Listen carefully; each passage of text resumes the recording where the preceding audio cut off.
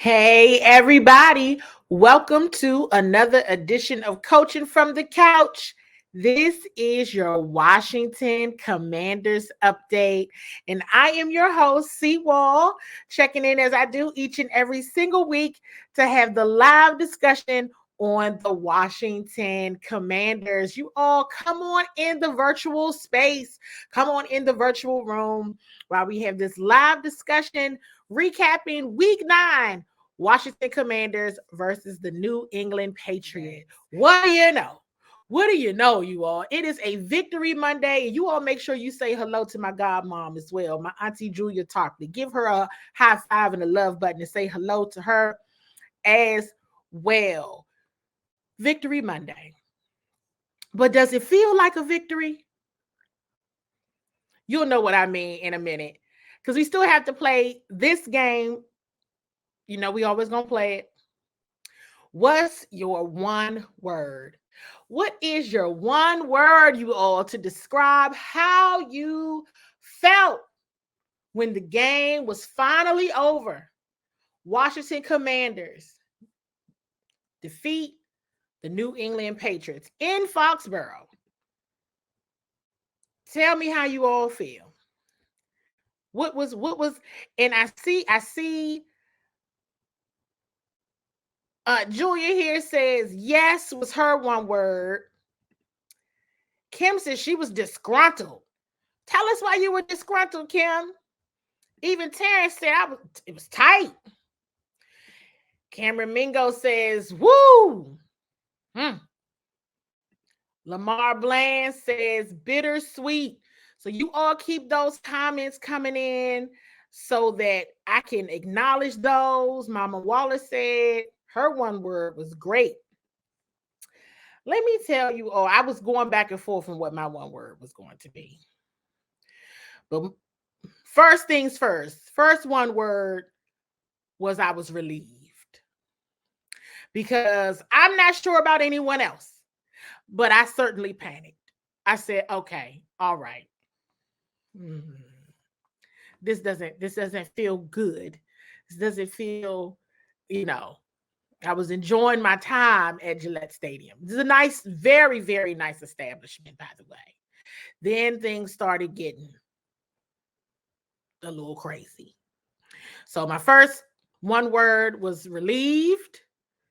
And then my other one word, I went back and forth on if I was going to use this as my one word. But let me see if I can go ahead. Let's just get into what went well. Can we get into what went well? And I'm looking here. Let's see. I don't even know if I have it. I may not have it. My other one word was Quan Martin, because I am so glad he caught that interception in the end. Anybody else glad about it? Sound like we in church right now. Is anybody else glad about it? Because that was a close call for sure. Before we get into any critical moments, we definitely want to get into other things that we thought went well. And of course, I have to do the after game press conference. So, get some commentary going there on what you all thought about the after the game presser. Who were some of you all's favorite players of the game? I already mentioned one in Quan Martin. I'm always going to mention Terry McLaurin for the most part, except when he had those 2 drops last week. But we're going to act like we forgot about that. Not forgot. It's just we moved on. I should say that. But Terry McLaurin, definitely one of my favorites. This is a shout out to Darrell Owens Sr. You all know was right there on the Bowie TV team. The offensive line, there's a shot there. I mean, it's the offensive line. How about this offensive line? Can we talk about it? Can we be glad about that? This offensive line, let's just go ahead and say it. Can we go ahead and say it out loud? Since Nick Gates and Sadiq Charles have not been in the starting offensive line lineup, they sure have played well, haven't they? Here we go. Emmanuel Forbes. I wanted that young man to have a good day. And guess what? He did. He absolutely did. And what a way for his teammates to shout him out. Jeremy Reeves shouted him out, Benjamin St. Juste, Cam Curl, and others, just giving him all the love and all the confidence for everything that he did in the game. Was really excited, super excited for him. And you can see the smiles and everything across all of the team's faces, but especially Emmanuel Forbes in the locker room and after that game. Jahan Dotson still gets a thumbs up for me. Sometimes it's like, Jahan, you should have caught that. Then other times he catches it. I'm going to still give him one of my, you know what? You did it. Good job, good job, good job. How about Byron Pringle? Did anybody put in the chat? Let me go and look at the chat real quick. Did anybody place in the chat? I see a couple. I'm gonna try to get back. I see Jahan, Emmanuel Forbes, Sam Howell. Can anybody show Byron Pringle some love? A love button, a fire emoji for Byron Pringle, please. Please do it for CWall. Do it for Bowie TV, y'all. Give a shout out to Coach Eric Bieniemy. Coach Eric Bieniemy called a great game. He did a great job. You know, he definitely showed that creativity that I've been talking about, that I've been wanting to see. It seemed to happen in all different areas for the offense. We saw some blunders. We did see some blunders, right? Sam Howell's pick, the Brian Robinson fumble, but they punched it out. They forced the fumble. Brian was so hurt, but guess what? They recovered and they still ended up winning the game. And I saw many of you have already mentioned this one, and that is Sam Howell. Sam Howell, I just mentioned the bad interception there. It was enough blame to go around on that one, though. It was enough blame to go around on that one. I was so impressed. I couldn't believe it. The 24-yard run. What an effort by Sam Howell. And I had literally just said, you do a 24-yard run like that, you got to score now. I said, they down in the end zone. Somebody take a timeout. Take a timeout. Give him a minute to breathe. He just ran for a long time. And somehow they kept the plays going. They stayed in the series, and a bad mistake ended up happening. Enough blame to go around for that one. It was definitely a bad decision. Definitely should have taken a timeout. But hey, they still ended up winning miraculously, I must say.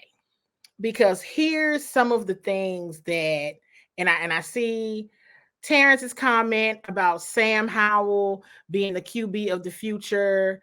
Lamar sharing, Sam finally had 2 good back-to-back performances. Sam Howell is actually making quite the stats this season. Does anybody by chance, or do you know anyone by chance that has him on their fantasy team? Because he's quite the stat builder. He's doing really well, which is crazy, right? Despite all the sacks, despite the mistakes, the bad decision making, despite the losses, Sam Howell is statistically doing very well. So hey, not that I had any doubt. I have constantly been going back and forth with, if someone would have told me in August, if someone would have told me pre-game week 1 that the team would have the record that it has right now, that Chase Young and Montez Sweat would no longer be Commanders. One would be a Chicago Bear, one would be a San Francisco 49ers, because they were both traded at the trade deadline. I would have probably said, get out of my office. I wouldn't have believed it. I keep saying that. This is wild. And very unfortunate, by the way, that it is this way. To see the changes on defense. I want to talk about defense for a moment, because here's where I say the not so good. And that was, I still didn't see a force to be reckoned with defense. I still did not see an aggressive defense. And I joined my Fox Sports 1340 AM family for a pregame show. I was in Foxborough. They patched me in. I hopped on really quick. And I said, I want to see mistake-free football. We didn't see mistake-free football because I said we've had enough of that. So I'm tired of seeing mistakes. So I would like to see mistake-free football one Sunday. If that I feel like that would be nice. I wanted to see a dominant defense because I felt like the Patriots offense, if you want to be dominant, this was an opportunity, absolutely an opportunity to do so. Here's where I grew concerned. I grew concerned because I saw a game that was very similar to that of the Atlanta Falcons game. And what do I say what do I mean when I say that? What I mean when I say that is I saw from a defense side of the ball, I saw a defense that it was more about the offense and more about the quarterback not being effective versus this defense is just scary. Like this is they just, whoever the quarterback is going to have a bad day. That wasn't the case. It reminded me of, okay, this is like when the Commanders was playing Desmond Ridder in the Atlanta Falcons, where it was more about the mistakes of the quarterback on the other side of the scrimmage line versus, wow, this defense is just great. There was some opportunities there, right? I mean, the Hunter Henry touchdown, we had just saw that play. It was the exact same play on Khaleke Hudson. It was. Mac Jones just missed Hunter Henry, but then he got him in the end zone. It was the same play. The Jamin Davis pass breakup.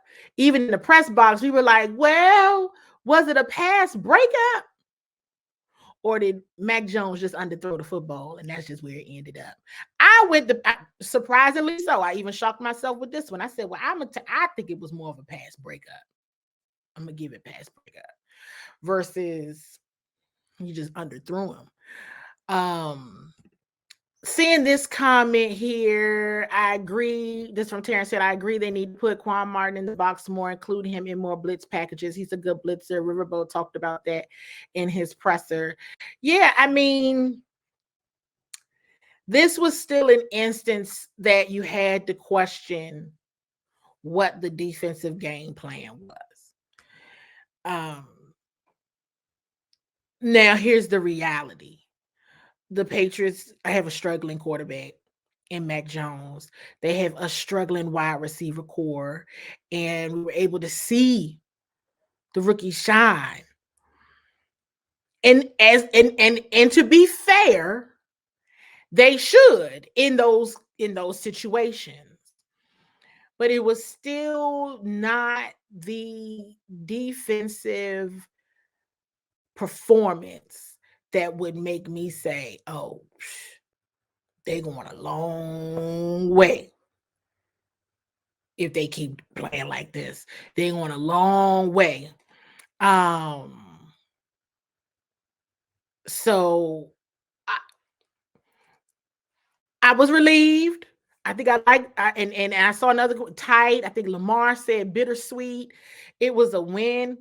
But when you're playing a team that is second to last in scoring points and they score 17, it's not like, oh, you held them to 17 points.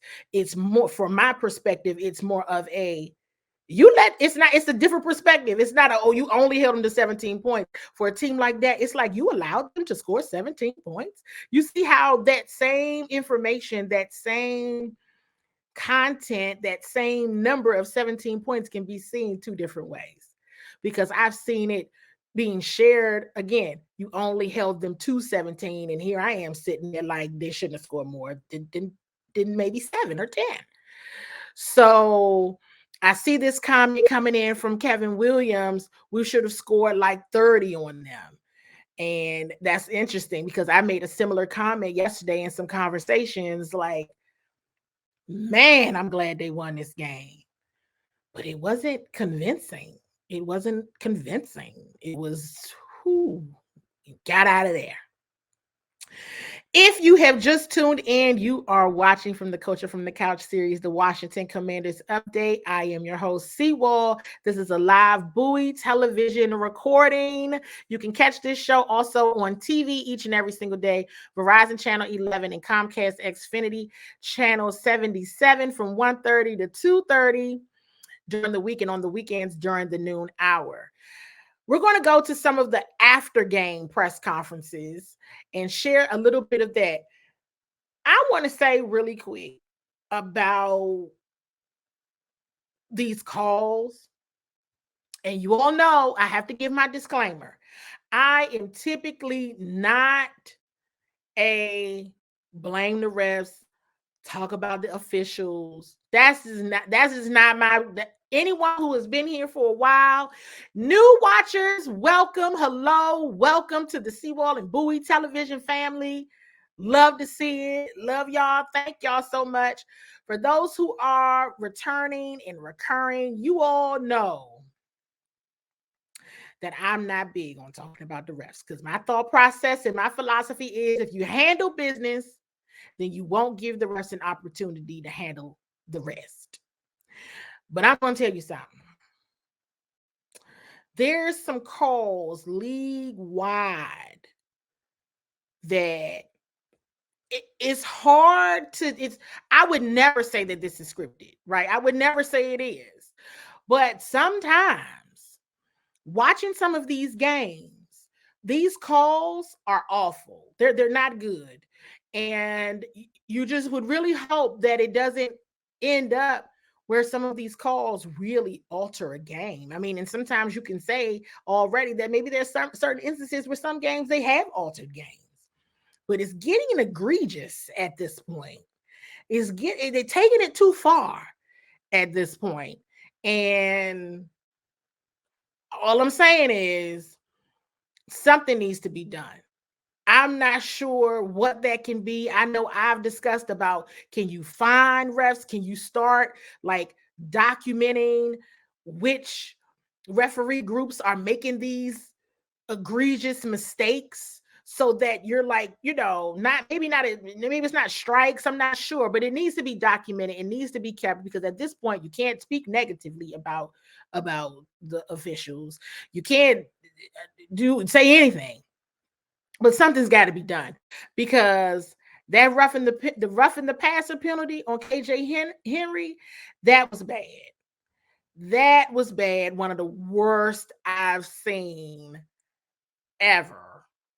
I mean, and we're sitting in the press box with Patriots media, and they were like, "Yeah, now that was bad. That's pretty bad. Yeah, it is." All right, you all. So let's take a swap. Let's see, and let's watch a bit of Ron Rivera's presser from after the game. Just a snippet. About that. What are your thoughts after getting that one done? Well, it was a hard fought game. It really was. I mean, it went back and forth. We had opportunities. We missed some opportunities. One thing we got to take better care of the football. Defensively, we can't give up an explosive like we did. But for the most part, I thought the guys came out, competed, played hard, did good things, did things that they're capable of, and show what we can do. You've talked a lot in recent weeks about Sam's promise and what that can mean for this organization. How did he answer that today? Well, with the exception of the interception in the first half, I thought he played the type of game that we believe he is capable of. He made some really good decisions, some smart things. I mean, there are some things that he's going to want to have back once he gets a chance to look at the tape and we get a chance to really evaluate it. But, again, we got to make sure that we put those guys in position to have the success that, we can have. And again, we're still, growing and developing with the guy, but he did a great job for us and, led us to the victory. Listen, what you gonna say? How can you say anything? It's nothing you can say. And that's when it comes to bad calls like that. If you follow me on my page, I was like, listen, if I'm Ron Rivera, I'm getting the fine. I'm just going to get the fine. Just take it out my paycheck because I'm coming in hot. I'm coming in hot. It doesn't matter whether we won or lost. But, Ron Rivera is a very nice man, a very kind-hearted person. So he's not going to do that. Now, I'm not saying that you have to not be kind-hearted in order to do that. It's just, hey, something's got to give. Something's truly got to give with these bad calls. And if you go take the L, just go ahead and take it. That's how I feel about it. Now, let's go ahead and jump into a snippet of Sam Howell's presser and drop in the chat what you think about what he's saying here.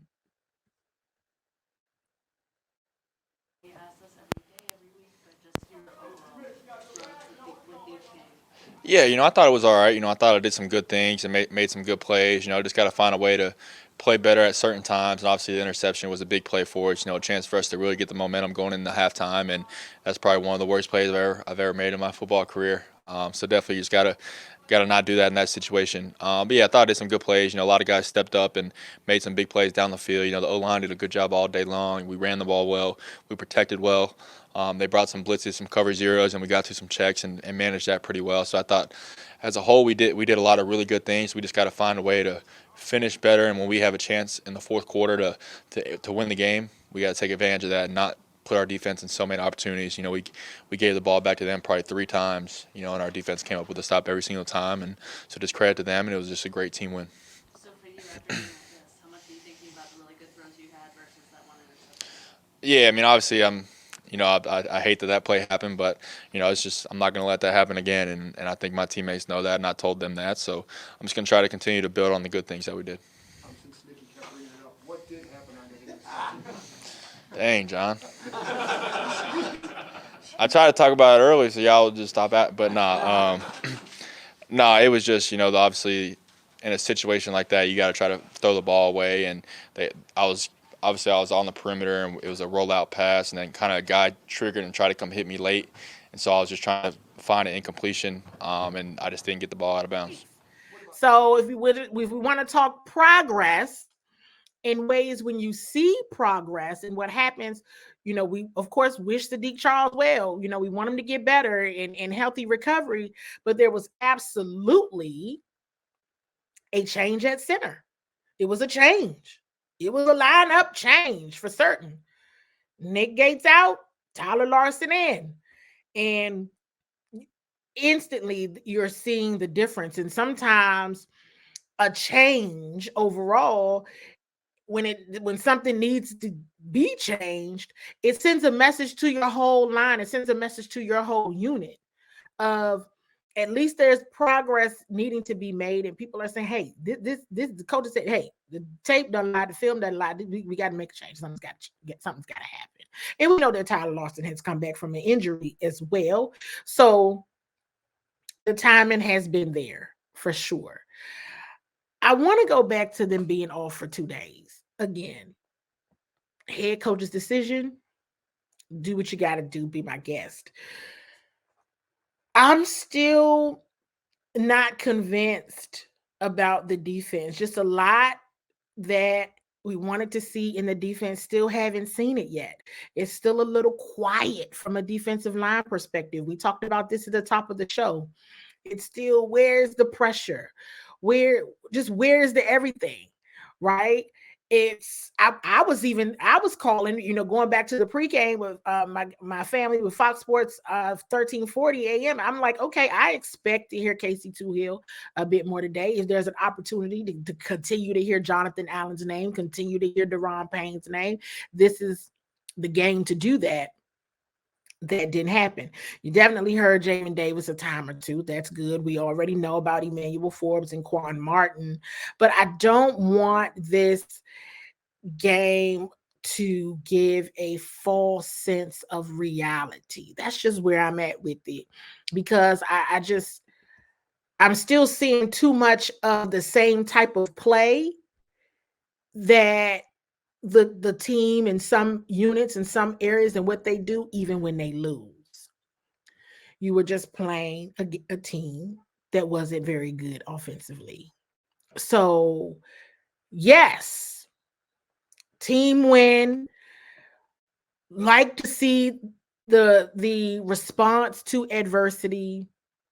I want to go back to Brian Robinson Jr. for a moment. I don't think anyone was more disappointed than him about that fumble, because that's just something that he doesn't do. But if you go back and you watch the film, if you watch the TV version, you see the way he was carrying it, came right in and punched it out. And what was interesting, did you all notice when he got back in the game, he was back to covering it like how B-Rob typically does, and that is with both arms and hands covering the football. So I think that hurt. That hurt. The bad interception in the end zone hurt as well. But the team recovered and they won. Let me be clear. They won and they needed to win. They needed to win. We can't get the game back against the Chicago Bears. We can't get the games back against the Philadelphia Eagles. Can't get that game back against the Giants. I'm sure everybody wants those games back, but guess what? They're not coming back. All they can do is effectively plan and be ready for the opponent that's ahead of them.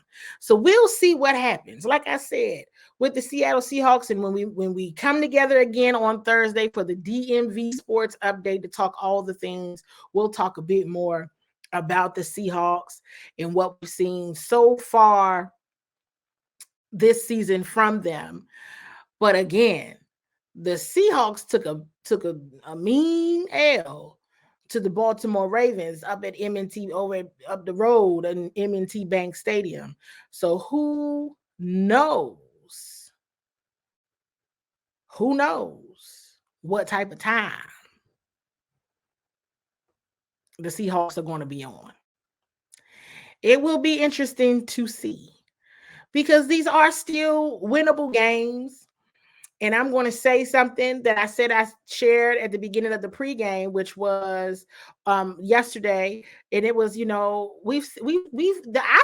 feel as though we've seen enough of football with mistakes. It would be nice to see mistake-free football, and I know it's hard. Things happen, but if ever we could get, I'm going to continue to say this, you are going to continue to, if ever we could get the second half of the Denver Broncos game, the second half of that Denver Broncos game for a whole game. You all, thank you for hanging out. I appreciate you all so very much. This is from the Couch series, your Washington Commanders update. I am your host, CWall. This is a live Bowie television recording, and I am always so honored to come after a game and talk to you all about all of the Washington Commanders recaps. On Thursday, we're doing a live DMV Sports Update at 7:30, same place. So jump right on in. Full disclosure. You all know I go to all the games. I travel to all the games, go to press about, doing my work thing. But this week was actually the week that I had planned not to go. So I will not be in Seattle unless something changes with my schedule by the end of the week. But right now, I will not be in person in Seattle, but I will still be all in the know. I'll be at practice, and I will be locked in to all of the happenings happening there on the West Coast in real time. So we'll be doing this all over again next week, and I'll be back in the building when they face the New York Giants at FedEx Field. So you all, thank you so much, and I'll be talking to you guys again soon.